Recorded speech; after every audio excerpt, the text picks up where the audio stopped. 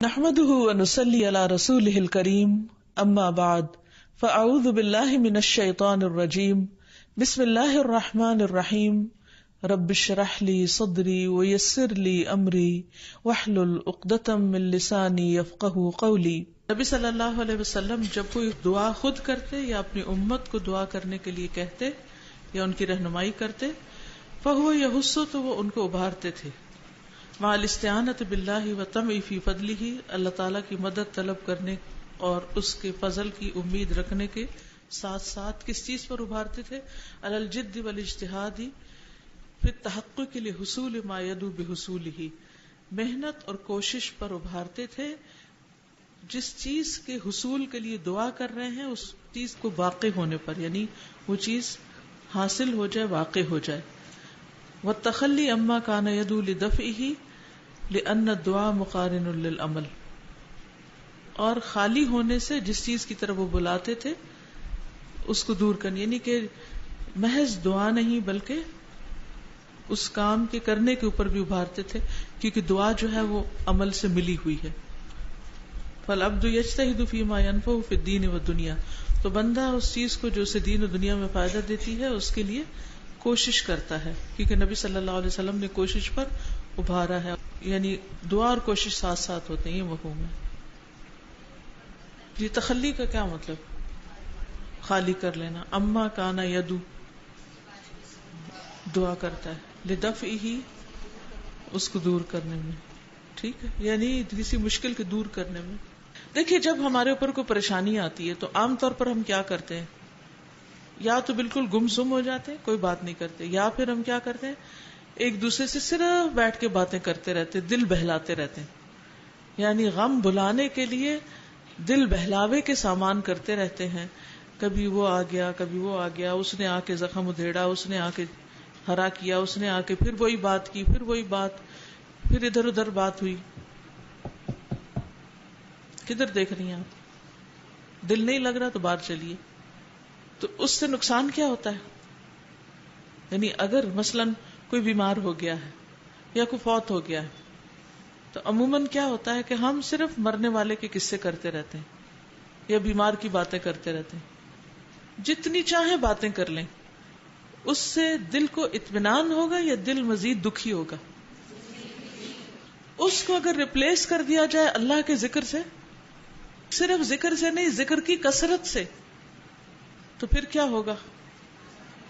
وہ سبب جو غم پیدا کر رہا ہے وہ سبب ریپلیس ہو جائے گا، یعنی ایک نہ ایک چیز آپ کا غم ابھار رہی ہے، تو آپ غم کو ابھارنے والی چیز کی بجائے کیا کریں؟ کون سی چیز لے لیں؟ جو اطمینان پیدا کرنے والی۔ جسے آپ کھانے میں نمکین بھی لیتے ہیں، میٹھا بھی لیتے ہیں، کیا دونوں کا اثر ایک ہوتا ہے؟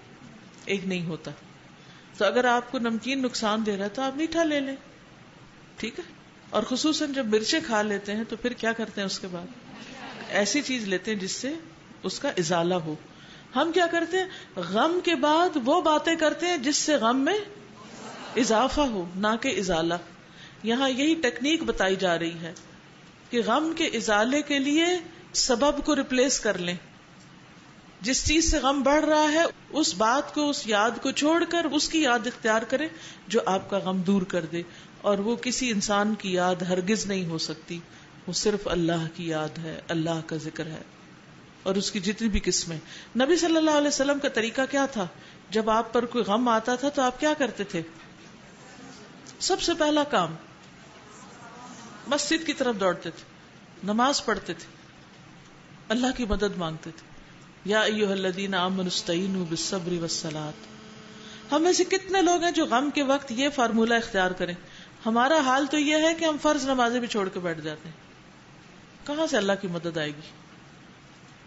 پھر اسی طرح خاص طور پر غم دور کرنے والے جو اذکار بتائے گئے ہیں ان اذکار کی کثرت کرنی چاہیے تاکہ غم کا ازالہ ہو، نہ کہ مرچیں کھانے کے بعد اور مرچیں کھائی جائیں، ٹھیک ہے۔ قرآن و سنت کی روشنی میں ہم جتنا بھی دیکھتے ہیں کہ غم اور دکھ کے وقت جو تعلیم دی گئی ہے، یعنی خصوصی طور پر ذکر کے حوالے سے، وہ کیا ہے؟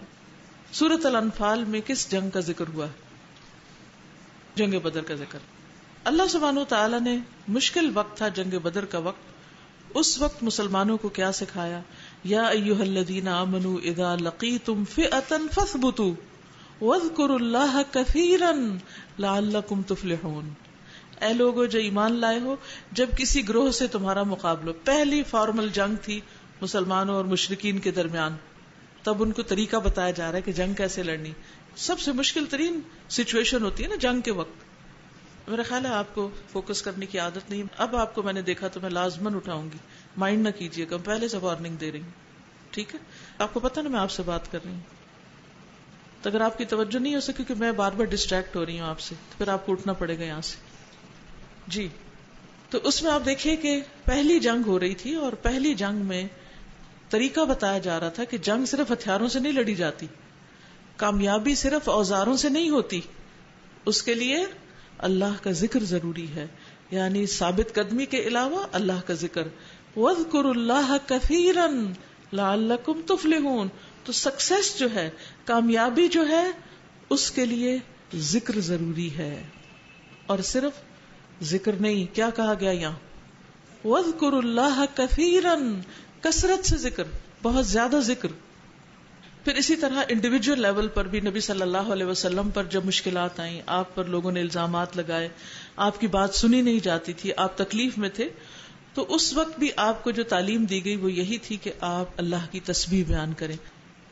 سورۃ الحجر آیت 97 سے 99 میں اللہ تعالیٰ فرماتے ہیں وَلَقَدْ نَعْلَمُ أَنَّكَ يَضِيقُ صَدْرُكَ بِمَا يَقُولُونَ، اور بلا شبہ یقیناً ہم جانتے ہیں کہ بے شک آپ کا سینہ اس سے تنگ ہوتا ہے جو وہ کہتے ہیں. یعنی لوگوں کی باتوں پر آپ کا سینہ تنگ ہوتا ہے. بعض اوقات انسان اپنی اولاد کی باتوں پر ہی تنگ دل ہو جاتا ہے، بعض اوقات شوہر کی باتیں سن سن کے دل تنگ ہو جاتا ہے، بعض اوقات بہن بھائی ستانے والی باتیں شروع کر دیتے ہیں، بعض اوقات ماں باپ ایسے تانے دینے لگتے ہیں کہ اولاد کے دل چھلنی ہو جاتے ہیں. ان سارے قریبی رشتوں میں بھی، یہ نہیں کہ کہیں کوئی باہر کے لوگ آپ پہ باتیں کریں، وہ تو ہے ہی ہے، جو دشمن ہے یا جو حاسد ہے وہ تو کرے گا، لیکن قریبی رشتوں میں بھی جب کسی کی بات سے آپ کا دل تنگ ہونے لگے تو اس وقت کیا کرنے کی ضرورت ہے؟ جی، فسبح بحمد ربک وکن من الساجدین. پھر دونوں کام بتائے گئے ہیں. تو اپنے رب کی حمد کے ساتھ تسبیح کریں اور سجدہ کرنے والوں میں شامل ہو جائیں. وَعْبُدْ رَبَّكَ حَتَّى يَأْتِيَكَ الْيَقِينُ، اور اپنے رب کی عبادت کرتے رہیں یہاں تک کہ آپ کو موت آ جائے، یقین آ جائے. یقین سے مراد یہاں موت ہے. ٹھیک ہے؟ ہم پتہ کیا کرتے ہیں، ایک دن ذکر کر لیا، 2 نمازیں پڑھ لی، پھر گر گئے مشکل کے آگے، ہائے ہائے ہائے اب کیا کریں. نہیں، یہ کنٹینیو کریں، کیونکہ بعض چیزیں ایک دفعہ کرنے، 2 دفعہ، 4 دن، 5 دن کرنے سے نہیں حل ہوتی. اتنی دیر تک کرتے رہیں کہ جب تک کہ مسئلہ حل ہو جائے، اور مسئلے اور زندگی ساتھ ساتھ ہیں. اس لیے وَاعْبُدْ رَبَّكَ حَتَّى يَأْتِيَكَ الْيَقِينُ، یعنی اس کو لازمی حصہ بنا لو، اس کو اپنا وتیرہ بنا لو. کم من الساجدین، سجدوں کی کثرت اور ذکر کی کثرت، اگر واقعی آپ اپنے ساتھ بھلائی چاہتے ہیں. کیونکہ ہم مسئلے کا حل بھی چاہتے ہیں، لیکن جب کوئی حل بتائے تو اس کو لینا بھی نہیں چاہتے. یہ بالکل ایسے ہی ہے کہ جیسے کوئی بیمار ہو اور ڈاکٹر اس کو دوا دے اور وہ بیماری کا رونا بھی روتا رہے اور دوا نہ کھائے. کئی لوگ ایسے بھی ہوتے ہیں نا جو ہر وقت دوسروں کو اپنی بیماریوں کے قصے سناتے رہتے ہیں، لیکن جب ان کو کوئی مشورہ دیا جائے تو وہ ایک نہیں سن کے دیتے. تو ایسے لوگوں کے لیے پھر کیا حل ہوگا؟ تو اللہ سبحانہ و تعالیٰ آپ کو مسئلے کا حل بتا رہا ہے اور آپ میں کہ سننے کو تیار ہی نہیں ہے، تو پھر کڑیں جلیں اپنے غم میں. جی، آس پاس کی محلے کی عورتیں وغیرہ بلا کر جی ذکر ہمیں کرنا ہے جس کے دل پہ چوٹ پڑی ہے، جس کا مسئلہ ہے. کرائے کے ذاکرین بلا کے آپ وہ مقصد حاصل نہیں کر سکتے کہ آپ سب محلے سے لوگ بلا لیں، ان کو بٹھا دیں اور آپ کچن میں چلے جائیں ان کے کھانے پکانے کے لیے. تو ایسے تھوڑی ہوگا. اور اگر ان کو منع کر دیا جائے کہ نہیں آ سکتے، کیونکہ قرآن کا وہ حق ادا نہیں ہو سکتا، آس پاس میں جو شور مچ رہا ہوتا ہے تو پھر باتیں سننے کو ملتی ہیں. پھر اسی طرح حضرت یونس علیہ السلام پر غم ٹوٹا تھا. کہاں پہنچ گئے تھے وہ، کہاں سے کہاں، اور اس وقت وہ ناراض بھی تھے، اس وقت وہ غمگین بھی تھے، یعنی کہ انتہائی تکلیف دہ کیفیت میں تھے. تو اللہ سبحانہ وتعالیٰ نے کون سا ذکر سکھایا؟ لا الہ الا انت سبحانک انی کنت من الظالمین. کثرت سے پڑھتے جائیں پڑھتے جائیں پڑھتے جائیں. اللہ تعالیٰ فرماتے ہیں فلولا انہ کان من المسبحین للبث فی بطنہ الی یوم یبعثون. اگر وہ تسبیح کرنے والوں میں شامل نہ ہوتا تو یقیناً اس مچھلی کے پیٹ میں رہتا قیامت کے دن تک. اللہ تعالیٰ خود بتا رہے ہیں اگر وہ ذکر نہیں کرتا تو اسی مشکل میں رہتا قیامت تک.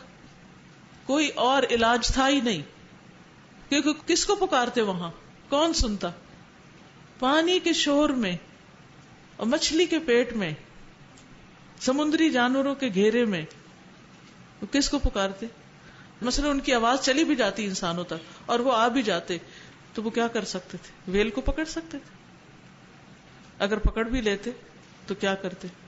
اس کے منہ سے اندر گھس کے کوئی باہر نکال کے لاتا؟ نہیں نکال سکتے تھے.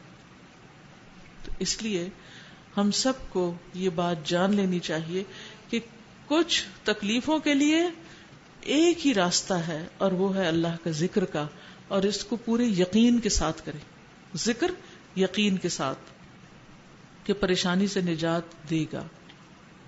رسول اللہ صلی اللہ علیہ وسلم نے فرمایا جو اپنے مال کو خرچ کرنے سے بچائے, یعنی دل بخیل ہے اس کا, اور دشمن سے مقابلہ کرنے سے ڈرے اور رات سے خوف کھائے, رات کا اندھیرا اس کو ڈراتا ہو اور وہ اس کو پریشان کرے, یعنی رات پریشان کرے, جو رات قریب آئے وہ ڈرے, بعض اوقات تنہائی کی وجہ سے, بعض اوقات کسی بھی پریشانی کے بار بار دل میں خیال آنے کی وجہ سے کہ پھر رات آ رہی ہے, نیند نہیں آئے گی, تو وہ اس قول کی کثرت کر دے. کون سے قول کی؟ سبحان اللہ والحمد للہ ولا الہ الا اللہ واللہ اکبر. یہ رات کے خوف سے بچنے کے لیے دعا خود سکھا دی گئی. یہ جو بات میں آپ کو بتا رہی ہوں کسی انسان کا گڑھا ہوا وظیفہ نہیں ہے. ہم ان پہ بڑا یقین رکھتے ہیں کہ فلاں پیر صاحب نے, فلاں مولوی صاحب نے یہ مجھے وظیفہ دے رکھا ہے, میں اس کو پڑھتی ہوں. اور یہ وظیفہ کس نے بتایا؟ نبی صلی اللہ علیہ وسلم نے. اور نبی صلی اللہ علیہ وسلم کہاں سے بتاتے تھے سب چیزیں؟ اللہ سبحانہ و تعالیٰ سے لے کر. تو اللہ سے بڑھ کر سچی بات کس کی ہو سکتی؟ تو اس لیے بہت ضروری ہے کہ ہم ان چیزوں کو پورے یقین کے ساتھ پڑھیں. کیا پڑھنا ہے؟ سبحان اللہ والحمد للہ ولا الہ الا اللہ واللہ اکبر. ٹھیک ہے, چاہے تو ولا حول ولا قوت الا باللہ بھی شامل کر لیں کیونکہ وہ ہے ہی اس مرض کے لیے. پھر اللہ تعالیٰ کا وعدہ ہے فاذکرونی اذکرکم, تم مجھے یاد رکھو میں تمہیں یاد کروں گا. یعنی اللہ تعالیٰ اس بندے کی طرف متوجہ ہو جاتا ہے, اللہ تعالیٰ اس بندے کے ساتھ ہوتا ہے, یعنی اس کی خاص تائید اس بندے کو حاصل ہوتی ہے جو ذکر کرتا ہے. نبی صلی اللہ علیہ وسلم نے فرمایا, اللہ تعالیٰ فرماتا ہے میں اپنے بندے کے گمان کے مطابق ہوں جو وہ میرے بارے میں رکھتا ہے. جب وہ مجھے یاد کرتا ہے تو میں اس کے ساتھ ہوتا ہوں. اگر مجھے اپنے دل میں یاد کرتا ہے تو میں بھی اس کو اپنے دل میں یاد کرتا ہوں, اور اگر وہ مجھے جماعت میں یاد کرے تو میں اس سے بہتر جماعت میں اس کو یاد کرتا ہوں. پھر اللہ تعالیٰ کا قرب پانے کا ذریعہ ہے یہ جو ہماری تسبیحات ہے نا, یہ عرش کے گرد چکر لگاتی رہتی اور ہمارا ذکر اللہ سبحانہ تعالیٰ سے کرتی. آپ نے فرمایا کیا تم میں سے کوئی نہیں پسند کرتا کہ تمہارا ذکر مسلسل اللہ کے ہاں ہوتا رہے؟ گویا جب ہم ذکر کرتے ہیں تو ہم اللہ تعالیٰ کو یاد کرواتے ہیں ایک طرح سے. اللہ تعالیٰ بھولتا نہیں ہے لیکن اس کی توجہ لیتے ہیں کہ اللہ سبحانہ تعالیٰ مجھ پہ رحم کرے, رحم کرے. یعنی ذکر کے ساتھ مسلسل اللہ کی نگاہ میں رہتے ہیں, خاص نگاہ میں. عقیدہ واسطیہ پڑھاتے ہوئے 2 طرح کی مائیت کا ذکر کیا تھا نا میں نے. ایک مائیت عام ہوتی ہے اور ایک مائیت خاص ہوتی ہے, اور ایک تیسری خاص الخاص. یس, وہ جیسے غار ثور میں تھی. غار ثور میں خاص الخاص حضور صلی اللہ علیہ وسلم اور حضرت ابوبکر کے لیے تھی, اور خاص اس کی ہوتی ہے جو اللہ کا ذکر کرتا ہے. پھر اسی طرح یہ ہے کہ جب بندہ خالص ہو کے لا الہ الا اللہ کہتا ہے تو آسمان کے دروازے کھول دیے جاتے ہیں, یہاں تک کہ وہ عرش تک پہنچ جاتا ہے, جب تک کہ وہ کبیرہ گناہوں سے بچے. پھر شیطانی حملوں سے بچاؤ کا ذریعہ ہوتا ہے, کیونکہ جب مصیبت آتی ہے تو شیطان بہت وسوسے ڈالتا ہے اور پریشان کرتا ہے انسان کو, غمگین کرتا ہے. اب تمہارا کیا بنے گا، تمہارے بچوں کا کیا ہوگا، تمہاری پراپرٹی کا کیا ہوگا، تمہاری جاب کا کیا ہوگا، تمہارے گھر کا کیا بنے گا، فلاں ہو جائے گا، فلاں فلاں. اتنے وسوسے، ایسی ایسی فکریں، ایسے ایسے غم کہ انسان ان کے آگے گر پڑتا ہے. شیطان ہمارا دشمن ہے اور وہ ہمیں پریشان کرنا چاہتا ہے تاکہ ہم پریشان رہ کے اپنے رب سے دور ہو جائیں. اور جب رب سے دور ہو گئے تو اس سے بڑی تو ذلت اور رسوائی کی بات ہی کوئی نہیں انسان کے لیے کہ کوئی اپنے رب سے دور ہے. کیونکہ پھر کون ہے اللہ کے بعد جو اس کا ساتھ دے گا؟ کسی اور میں تو کوئی طاقت ہی نہیں اللہ کے سامنے. تو اس لیے شیطان کے وسوسوں سے بچنے کے لیے بھی کیا ضروری ہے؟ ذکر ضروری ہے.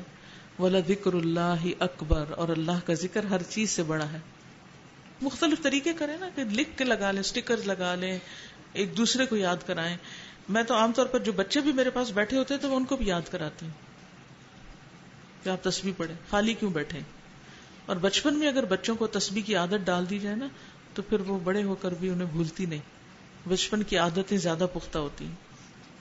اور مجلس ذکر جو ہوتی ہے اس میں تو سکینت اترتی ہے، فرشتے اس کو ڈھانپ لیتے ہیں، اور پھر اللہ تعالیٰ کے پاس جو موجود فرشتے ہیں ان میں ان کا ذکر ہوتا ہے. وہ کون سا ذکر ہے جو تھکاوٹ اتارنے کا ذریعہ ہے؟ تسبیحات فاطمہ، سبحان اللہ، الحمدللہ اور اللہ اکبر. ٹھیک ہے. پھر اسی طرح یہ ہے کہ ذکر سے رزق بھی ملتا ہے. ٹھیک ہے، ذکر سے رزق ملتا ہے. حدیث میں آتا ہے کہ سبحان اللہ و بحمدہ کا ورد کرنا کہ یہ ہر چیز کی نماز ہے اور اس کے ذریعے مخلوق کو رزق ملتا ہے. اگر رزق کی تنگی ہو تو یہ کلمہ کثرت سے پڑھنا چاہیے. کون سا؟ سبحان اللہ و بحمدہ. پھر یہ کہ اللہ کا ذکر جو ہے وہ بندے کو زندگی دیتا ہے، کیونکہ حدیث میں آتا ہے جو ذکر نہیں کرتا وہ مردہ کی طرح. یہ زندگی. پھر اسی طرح یہ ہے کہ انسان کی ذکر سے طبیعت اچھی ہو جاتی. اور جو ذکر نہیں کرتے اس کا نقصان کیا ہے؟ آپ میں سے کوئی بتائے گا؟ ذکر نہ کرنے کا نقصان کیا ہے؟ جی، شیطان انسان پہ حاوی ہو جاتا ہے. گڈ. وَمَن يَعْشُ عَن ذِكْرِ الرَّحْمَنِ نُقَيِّضْ لَهُ شَيْطَانًا فَهُوَ لَهُ قَرِينٌ. جو رحمان کے ذکر سے غفلت برتتا ہے ہم اس پر شیطان مسلط کر دیتے ہیں اور وہ اس کا دوست بن جاتا ہے. شیطان دوست بن جاتا ہے، اور پھر جب شیطان دوست بن جائے تو پھر کیا کرتا ہے؟ وہ بھٹکاتا ہے. وَإِنَّهُمْ لَيُضِلُّونَهُمْ عَنِ السَّبِيلِ، سیدھے رستے سے ہٹا دیتا ہے. وَيَحْسَبُونَ أَنَّهُمْ مُهْتَدُونَ، اور بھٹکے ہوئے لوگ یہ سمجھتے ہیں کہ وہ ہدایت یافتہ ہے، وہ سیدھے رستے پر. یعنی بھٹکنے کے باوجود انسان اس خوش فہمی میں رہتا ہے کہ وہ سیدھے رستے پر ہے. اور کیا ہوتا ہے؟ دل مردہ ہو جاتے ہیں. جیسے پیچھے بھی حدیث سے بتایا نا کہ وہ شخص جو ذکر کرتا ہے اور جو نہیں کرتا ان کی مثال زندہ اور مردہ کی طرح. اتنا بڑا فرق ہے. جی. اور شابش، زندگی تنگ ہو جاتی ہے. گڈ. ومن اعرض عن ذکری فان له معیشۃ ضنکا ونحشره یوم القیامۃ اعمی. دنیا کی زندگی بھی تنگ اور قیامت کے دن انسان اندھا اٹھایا جائے گا. اور کیا ہوتا ہے؟ اور برکت اٹھ جاتی ہے. پھر اسی طرح دل سخت ہو جاتے ہیں. ذکر دلوں کو نرم کرتا ہے، اور جب دل نرم ہوتے ہیں تو انسان کے اندر دوسروں کی ہمدردی آتی ہے. نماز کو بھی دل چاہتا ہے اور بھی بہت سے کام کرنے کو چاہتا ہے. اور جب دل ہی سخت ہے تو پھر انسان کیا کرے گا؟ جی. اور جی، برے خیالات، بدگمانیاں پیدا ہوتی ہیں. نعوذ باللہ. اللہ سبحانہ تعالیٰ کے بارے میں انسان مایوسی کا شکار ہونے لگتا ہے. بندوں کے بارے میں شکوے شکایات پیدا ہونے لگتے ہیں. جی. اور جی ہاں، لا تکونوا کالذین نسوا اللہ فانساہم انفسہم. جی. جب اچھا نہیں کریں گے تو بیکار کریں گے. جی. اور کیا نقصان ہے؟ کیونکہ جب تک نقصان نہیں پتا ہوں گے تو فائدے بھی نہیں بتا سکتے. جی آپ بتائیے. جی، برکت نہیں رہتی. برکت کی بات پیچھے ہو گئی ہے. اور جی، جو ذکر کا عادی ہوگا اس کو بیماری میں بھی ذکر یاد رہے گا، اس کو موت کے وقت بھی یاد رہے گا. آپ نے دیکھا ہوگا کئی لوگ کومے میں بھی چلے جاتے ہیں تو ان کے ہونٹ ہلتے رہتے ہیں کیونکہ ان کو ذکر کی عادت تھی. کم ذکر کون کرتا ہے؟ ذکر کی کمی کس کے ہاں ہوتی ہے؟ قرآن کی روح سے بتائیے. کسی کو آیت یاد ہے؟ کس کے بارے میں آیت آتی ہے؟ وَلَا يَذْكُرُونَ اللَّهَ إِلَّا قَلِيلًا. کون ہیں ایسے لوگ؟ منافق. منافق اللہ کو بہت کم یاد کرتے ہیں. اور لوگوں کو دکھاوا کرتے ہیں. یراؤن الناس. سر میں ایک بات بتانا چاہوں گی کہ جب میں اپنی ڈیوٹی آورز میں ہوتی ہوں، میں اسلام آباد سے آئی ہوں، تو اس ٹائم میں نے اپنی ایک چیک لسٹ بنا کے لگائی ہوئی ہے کہ جس کے اوپر مختلف اذکار لکھے ہوئے ہیں، اور میں جب تک وہ نہیں کرتی ڈیوٹی ختم ہونے تک، تو تب تک میں وہاں سے اٹھتی نہیں ہوں.